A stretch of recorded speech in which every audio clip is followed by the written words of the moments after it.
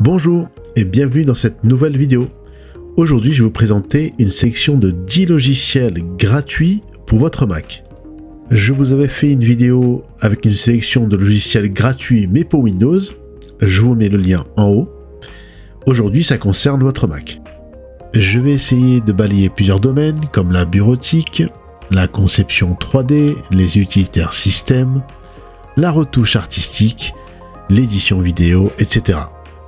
J'en suis sûr que certains logiciels vous plairont et en plus, ils n'ont rien à envier aux logiciels concurrents et payants car ils remplissent pleinement leurs fonctions qui leur est demandées. J'utilise moi-même certains de ces logiciels au quotidien et me rendent un grand service. Sachez également que ces logiciels tournent sur Mac mais également sur d'autres plateformes comme Windows et Linux. Vous pouvez vérifier à chaque fois sur le site de l'éditeur s'il existe d'autres plateformes compatibles. Allez, c'est parti.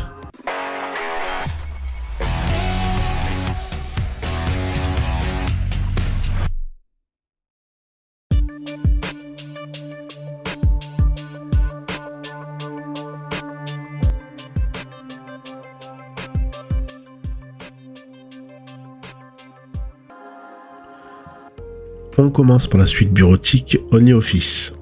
OnlyOffice propose une interface épurée, simple à prendre en main et bien traduite en français.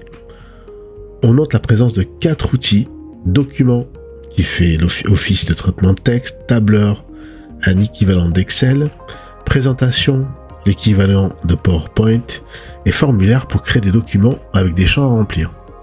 Sa particularité est qu'elle ressemble grandement à la suite officielle de Microsoft. On a bien sûr la navigation par ruban, quasiment les mêmes outils et la même présentation dans les logiciels. Ici, j'ouvre Microsoft Word et voyez comme c'est bluffant, on a quasiment la même interface, l'interface par ruban et les outils. J'ouvre maintenant classeur, donc le tableur, l'équivalent d'Excel, et je vois qu'il ressemble aussi grandement au tableur de la suite Microsoft Office, avec une navigation par ruban, quasiment les mêmes outils, les mêmes fonctions. Il prend en charge bien évidemment les fonctions, la personnalisation, les couleurs, la gestion des polices avancées, etc.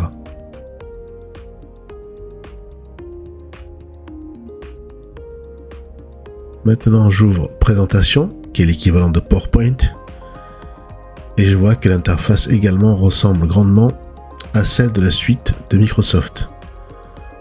On peut bien évidemment rajouter des slides, s'appuyer sur les templates, modifier, créer des diaporamas, exporter. Tous ces logiciels présentent donc une interface intuitive et qui ne déroutera pas les débutants. Je recommande vivement si vous ne voulez pas vous tourner vers la suite de Microsoft Office.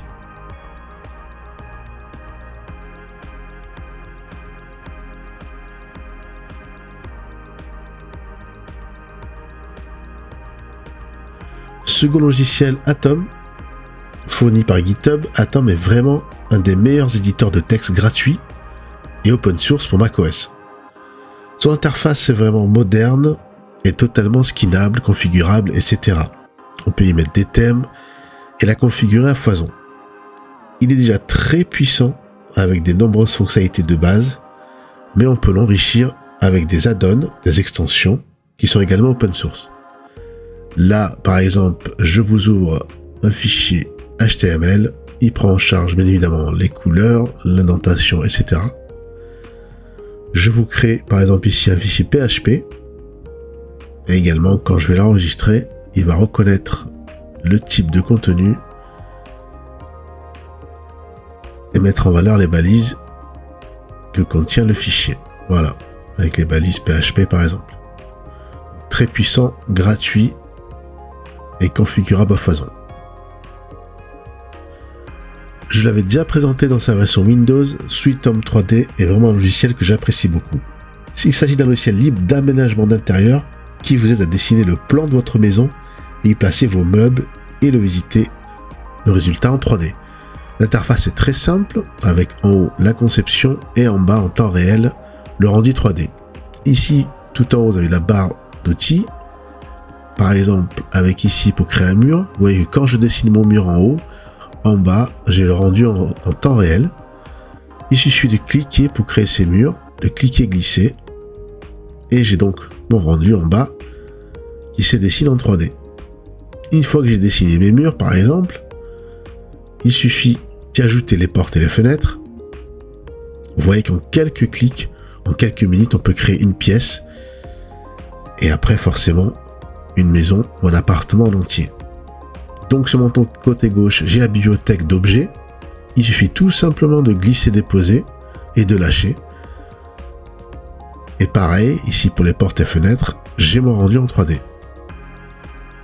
Je rajoute ici une autre fenêtre. Bien évidemment, on peut tout personnaliser, que ce soit les objets que l'on coulisse, les murs, le sol, les toits, etc. On peut y ajouter des couleurs, des textures, y apporter ses propres textures, y apporter ses propres objets. Sur le site officiel, on a déjà de nombreuses bibliothèques d'objets, mais on peut également en importer à travers des sites tierces. Ici par exemple le mur, je le personnalise, je lui mets une texture. Désolé pour le goût et la couleur, mais c'est juste pour l'exemple. Voilà, regardez. En quelques clics, j'ai appliqué une texture devant et derrière le mur. On peut changer la vue également. Et à la fin, on peut faire un rendu, c'est-à-dire créer une photo avec n'importe quelle résolution en jouant sur l'heure, c'est-à-dire l'effet de lumière, ou créer une vidéo si on veut faire une visite guidée. Là, je continue à rajouter d'autres objets comme des lavabos ou des toilettes. Et même ces objets-là, une fois déposés, on peut modifier la couleur, la texture, etc. Par exemple, prenez ces toilettes qui sont blancs. Par exemple, je vais les mettre en bordeaux. Très simplement. Je fais OK et voilà. Et ça fonctionne. Donc voilà, un logiciel vraiment simple d'utilisation pour tous ceux qui veulent réaliser leur plan de leur maison, très simplement, sans dépenser des fortunes dans le logiciel Ténor du marché.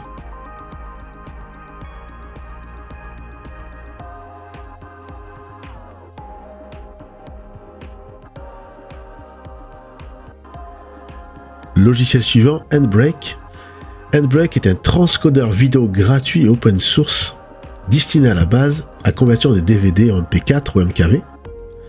Mais à l'heure actuelle, ce qui fait son succès, c'est qu'il ne se limite plus au DVD. Il permet maintenant de convertir presque tous les formats vidéo vers des formats cibles les plus répandus. Il propose de nombreux profils universels, comme vers YouTube, vers un iPhone, vers un Apple AirPad par exemple, etc. Tout est déjà pré-réglé, ou alors vous pouvez appliquer vos propres réglages. Moi, par exemple, je vais importer une vidéo et je vais la convertir par exemple en format YouTube. Et tout simplement, il suffit de cliquer en haut sur démarrer. Mais vous avez également des outils comme un aperçu, etc. Voilà, très simple d'utilisation et très puissant pour convertir toutes les vidéos sur Mac.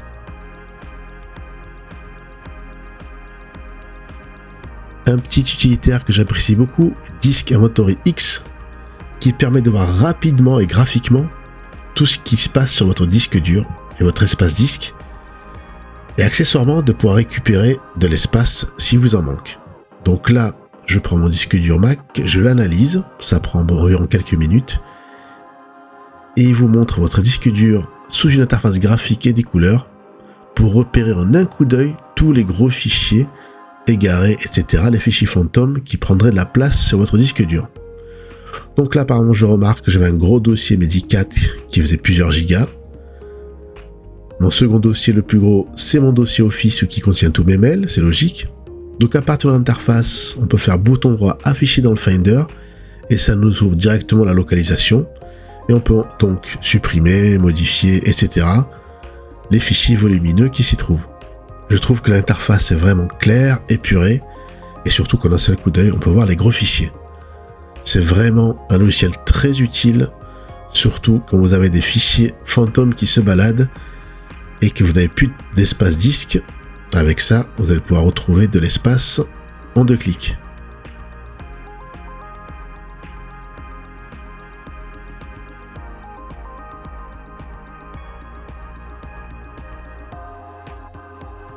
Nous passons maintenant à Ina, qui est un magnifique lecteur multimédia open source, un équivalent de VLC, très simple avec une interface vraiment ergonomique et très simple donc, mais non moins très puissant. Il s'appuie sur MPV, qui est lui-même basé sur FFmpeg, donc il peut lire pratiquement tous les formats vidéo qui ne sont plus supportés par Apple et par QuickTime par exemple. Il remplit donc les mêmes fonctions que VLC. Son interface est vraiment adaptée pour les Mac. Et ce qui en fait sa principale qualité, c'est justement qu'elle a été écrite en Swift, donc pour Mac, et dispose de nombreux avantages et fonctionnalités, comme VLC, les deux étant gratuits. Et sa prise en main est vraiment très rapide avec de nombreuses fonctions très avancées. Mais à la base, sa particularité est qu'il peut lire pratiquement tous les formats vidéo existants du marché, tout comme VLC. Si vous êtes exclusivement sur Mac, je recommande vivement, grâce à son interface qui collera à macOS.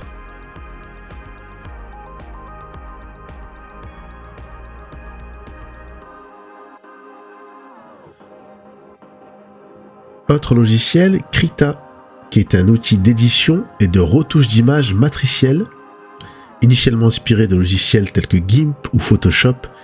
Il est aujourd'hui orienté pour la peinture numérique et l'animation 2D. Et ça fonctionne très très bien avec une tablette graphique par exemple. Il s'agit d'un logiciel libre, gratuit, open source, sous licence GNU GPL. Il a de nombreux atouts, comme une interface utilisateur très intuitive, un stabilisateur de brosse, la gestion des calques par exemple, un large choix de palettes et de brosses qui sont disponibles sur l'espace de travail, des moteurs pour les brosses, un mode wraparound, maintenant il est très facile de créer des textures et des motifs sans coupure imparfaite, un gestionnaire de ressources, etc. La cible est vraiment les artistes qui veulent faire de la peinture numérique, mais il sera aussi disponible pour les débutants qui veulent s'initier justement à la peinture numérique. Moi, ce que j'apprécie beaucoup, c'est vraiment son interface très intuitive et sa facilité de prise en main.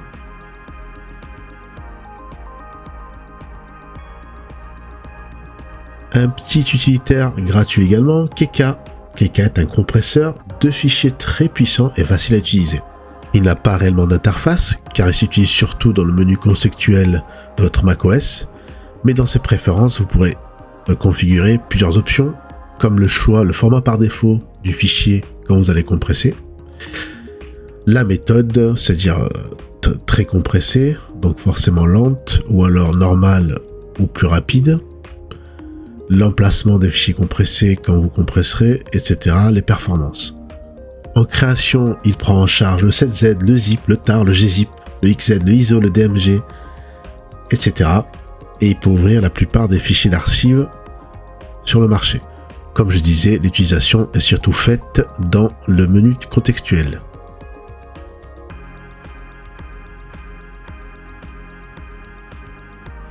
Pour les aficionados des Mac, on ne présente plus Onyx, un équivalent on va dire de CCleaner. Onyx c'est un utilitaire de maintenance multifonction, donc très bien connu des utilisateurs de Mac. Il propose 4 grosses fonctionnalités, de la maintenance, du nettoyage, de l'automation et des utilitaires annexes. Dans la maintenance, vous pouvez par exemple vérifier la structure du disque, dans le nettoyage supprimer tous les fichiers caches, les fichiers temporaires, etc. Dans l'automation, vous pourrez par exemple lancer des analyses automatiques, et dans les utilitaires, vous pourrez par exemple consulter des processus ou des fonctionnalités comme les packages ou la somme des contrôles. Vraiment très utile et indispensable pour faire un nettoyage et optimiser votre Mac au quotidien.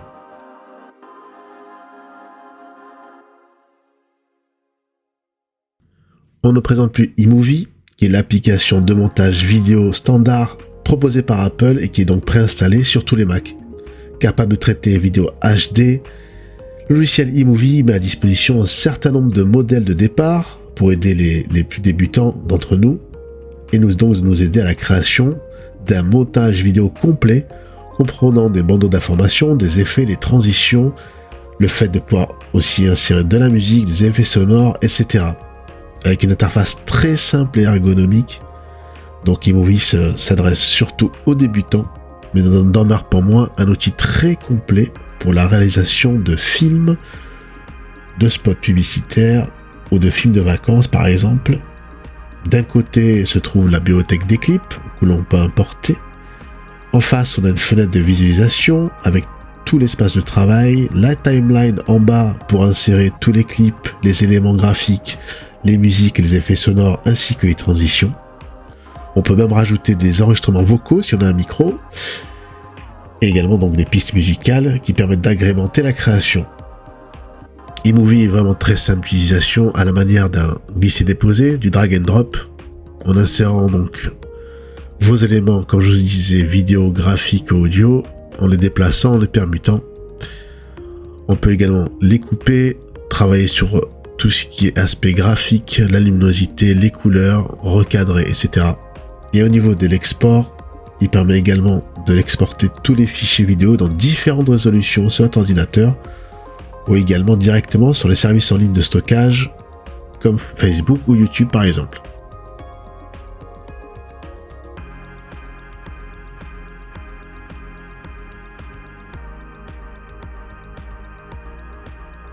Enfin, dernier outil qui pour moi est le plus important, la sauvegarde. Et pour cela, je vous présente donc Time Machine, que vous connaissez peut-être déjà, mais je trouvais ça important de l'intégrer à notre sélection de logiciels. Time Machine est donc le logiciel de sauvegarde propriétaire qui est développé par Apple et qui permet donc de sauvegarder sur des disques durs externes, sur des disques réseau comme les NAS, etc. L'utilisation est très simple, il suffit d'activer Time Machine dans les paramètres système, d'insérer votre disque dur externe, de le déclarer au niveau de Time Machine et c'est terminé. Time Machine s'occupe du reste, il va automatiquement sauvegarder tous les jours, voire toutes les heures le jour même, afin de sauvegarder toutes vos données personnelles et ainsi permettre de restaurer quand vous voulez. Ici par exemple, je vais restaurer une date très ancienne, par exemple le dimanche 8 août, et avec une interface très ergonomique, à la manière presque de Star Wars, on fait un bond en arrière dans le passé et on peut récupérer les fichiers que l'on veut en un clic. J'ai fait un tuto complet à ce sujet, allez voir le lien en haut et Time Machine n'aura plus de secret pour vous. Voilà, cette petite présentation est terminée. Je vous ai donc présenté une sélection de 10 logiciels gratuits pour Mac que je trouve très intéressants. Bien évidemment, il existe d'autres logiciels dans les domaines que j'ai présentés. Par exemple, dans la bureautique, vous avez également OpenOffice ou LibreOffice, ou VLC pour le domaine multimédia. J'ai voulu faire une liste un peu plus originale et non exhaustive, bien évidemment, mais le plus important, c'est qu'ils n'ont rien à envier aux plus grands logiciels, aux logiciels payants. Enfin, pour chaque logiciel, j'ai fait une présentation succincte et rapide pour vous donner une idée sur le logiciel que je présentais. Je ne suis pas allé au fond des choses, car sinon, on peut y rester des heures.